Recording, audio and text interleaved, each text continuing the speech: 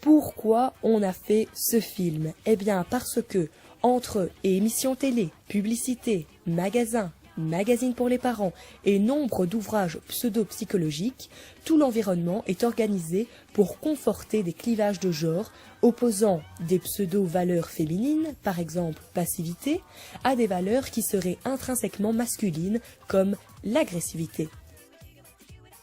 Alors la difficulté dans la réalisation de ce film, c'était de faire ressortir la notion de choix. Parce que ce choix, c'est la notion, le nœud de la question. Une jeune femme nous a dit un jour, mais personne ne m'a influencée, je pouvais faire les études que je voulais, j'ai choisi et j'étais convaincue d'être à l'écoute de ce que moi j'avais envie, de faire mes études, mes choix culturels, mes passions. Mais en fait, tout est conditionné, même mes choix les plus intimes. Le rôle de Tyrion est très important pour moi, car moi aussi j'ai vécu dans une famille assez traditionnelle.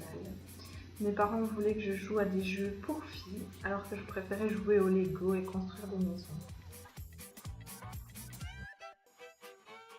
Or, ce clivage, soi-disant naturel, est démenti par des études récentes qui témoignent de la plasticité du cerveau humain et du fait qu'il existe plus de variabilité entre deux humains, quels qu'ils soient, qu'entre les hommes et les femmes en général. Alors pourquoi avoir choisi un personnage masculin? Eh bien c'est une bonne question. Je pense au début que ça ne nous avait pas choqué. On avait l'habitude de voir que les héros des films étaient donc des hommes et c'était inconscient. Puis on y a réfléchi et on a décidé de ne pas changer parce qu'on voulait aussi faire ressortir le fait que lorsqu'un homme ne suit pas les codes des stéréotypes de son genre, c'est aussi lié au patriarcat. Alors, la fameuse question, pourquoi un extraterrestre? Eh bien parce que, même si on dit que les temps changent, il y a quand même très peu de discours qui vont dans le sens d'une libération des stéréotypes sexistes pour les jouer. Du coup, on se sent un peu extraterrestre. Et donc cette question, ça nous a vraiment porté tout le long du film, parce que quand on remet en question ses choix, c'est aussi remettre en question son identité. Et les jouets, ça contribue à déterminer nos envies et nos aptitudes en tant qu'adultes. On est plutôt dans un discours où les fabricants d'objets, pour enfants, à la fois adaptent leurs produits à la demande, suscitée par des clivages de genre véhiculés par la société, et aggravent ces clivages par une offre sexuée de plus en plus diversifiée. Les femmes et leurs valeurs entre guillemets féminines liées au genre sont de manière générale dévalorisées dans notre société, au point que si un homme développe ses valeurs ou prend des codes féminins, c'est mal. Mais pas l'inverse.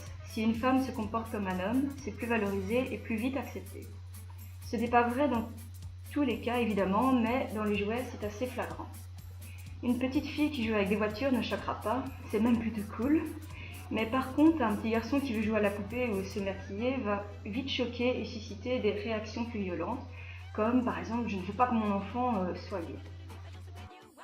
Proposés dès le plus jeune âge, les jouets sexistes peuvent induire un conditionnement qui n'est peut-être pas sans répercussion sur le choix ultérieur de l'orientation scolaire et des métiers. Je me retrouve dans le rôle de Tyrion. Mes parents voulaient que je sois comme toutes les filles. Et les parents de Tyrion voulaient qu'il soit comme tous les autres garçons. Voilà, bonjour. Donc moi je faisais partie du staff son et lumière pour le film de Rodrigo. Si je devais repenser à une scène qui m'a marquée, je prendrais celle de la danse de Rodrigo parce que donc à la fois il fallait montrer donc le combat intérieur que vivait Rodrigo parce qu'en même temps il décevait ses enfants en exacerbant son côté féminin.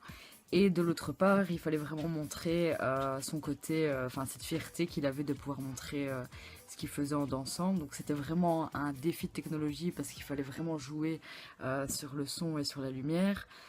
Sinon, je garde un super souvenir du tournage de ce film. Et je pense que toute l'équipe en garde un très bon également. Alors bonjour, moi c'est la décoratrice du film de Rodrigo. Donc voilà, il faut savoir qu'on a beaucoup réfléchi avant de mettre en place les décors sur du papier carton. On a imaginé des décors sur des conseils d'Emily Bender. Alors de quelle manière on peut revoir nos choix de vie en comprenant l'impact des jouets par le rôle? dans lequel la société nous pousse, c'est super important. Quels sont les choix que j'ai réellement faits et que j'ai réellement eus? De quelle manière la société m'a-t-elle influencé jusqu'à me faire croire que j'avais le choix? Ce constat-là, il laisse un petit goût amer quand même, une sorte de violation de notre intimité, et c'est ce qu'on voulait faire ressortir dans le film. C'est pourquoi mon personnage est atypique, parce qu'il mélange les stéréotypes de genre, il s'assigne de son genre et en même temps y est empêtré. D'une part, son prénom masculin est viril Rodrigo, et en contradiction avec son apparence physique, forcément c'est un biberon, qui a des occupations féminines, il danse et il chante. En même temps, il doit justifier son métier aux yeux de ses enfants et aux yeux de ceux avec qui il était à l'école. Il est accepté uniquement parce qu'il est valorisé dans son métier dans un opéra de Paris. Au bout du compte, les deux phénomènes se combinent pour renforcer la ségrégation des univers de filles et de garçons. Cette régression à la fois sociologique et consumériste s'est exacerbée dans le contexte actuel. Alors, c'est comme si le patriarcat était un peu en nous, dans notre tête et dans notre identité, et voilà, ça nous travaille. Alors, on a un peu travaillé la thématique avec ce constat en disant que les jouets de garçons offraient plus de diversité et de compétences diverses que ceux des filles, qui sont plutôt cantonnés à des rôles stéréotypés et dévalorisés. Et c'est ça qu'on a voulu mettre en avant. Les choix de vie sont donc un peu dirigés par les jouets qu'on aura eus. Ce qu'il faut savoir aussi, c'est qu'on a fortement insisté sur le fait que le sexisme est présent partout, dans toutes nos sphères de vie. Donc c'est pour ça qu'on voit des décors de la vie de tous les jours, comme notre maison, comme la salle de bain, parce que ce sont vraiment des décors dans lesquels il y a du sexisme. Et le sexisme est partout. Voilà. On constate souvent que les compétences entre guillemets féminines sont dévalorisées dans le quotidien, mais lorsqu'elles sont reconnues et valorisées dans la société, elles sont souvent portées par des hommes. En effet, on a l'exemple avec la cuisine. Donc la femme cuisine tous les jours pour sa famille, et c'est normal pour les gens, mais c'est pas franchement valorisant. Par contre, les grands chefs des restaurants renommés sont souvent des hommes. On constate la même chose pour la couture. Les femmes ont l'habitude de coudre, etc. Mais par contre, les grands stylistes sont souvent des hommes également. Les jouets assignent aux filles les professions de secrétaire, infirmière, caissière, esthéticienne, tandis qu'aux garçons, chercheurs, informaticiens, pilotes et j'en passe.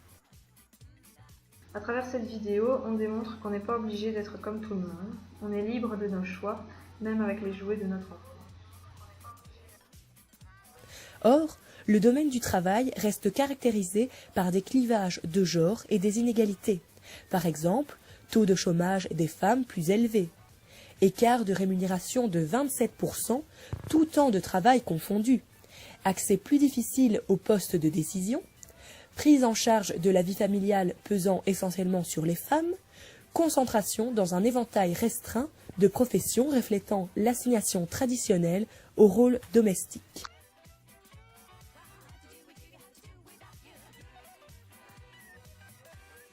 Bonjour tout le monde, c'est Barbie. Je voulais vous parler du court-métrage qui a été réalisé par Rodrigo. Rodrigo qui est un acteur mais de talent. Il a un de ses styles et une de ses prestances. J'ai vraiment adoré. Mais surtout, je voulais vous conseiller ce film parce qu'il m'a ouvert les yeux. Et il m'a permis de me rendre compte que mon identité a été forgée par le sexisme. Et ça, sans même m'en rendre compte.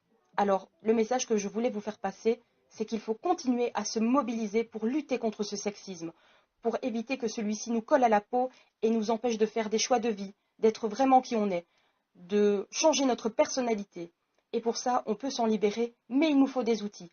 Alors, en tant que jouet, et puis aussi pour nos joueurs, surtout, continuons à lutter tous ensemble. Voilà, j'ai vu le film avec Rodrigo, j'ai trouvé ça trop fun. Alors l'acteur Rodrigo, il est vraiment génial. Alors en plus de ça, c'est vrai que ça m'a complètement ouvert les yeux. Je me rends vraiment compte que finalement tous nos choix de vie sont quelque part influencés par notre éducation qui est un petit peu sexiste. Et voilà, c'est vrai que depuis que je suis petite, c'est vraiment des choses qui ont fait que parfois j'ai pas fait les choix que j'aurais aimé faire. Voilà, j'aurais bien aimé peut-être à un moment donné faire plus de sport, mais des sports qui étaient plus considérés comme des sports pour les garçons. Et voilà quoi, donc c'est vraiment un film qui ouvre complètement les yeux.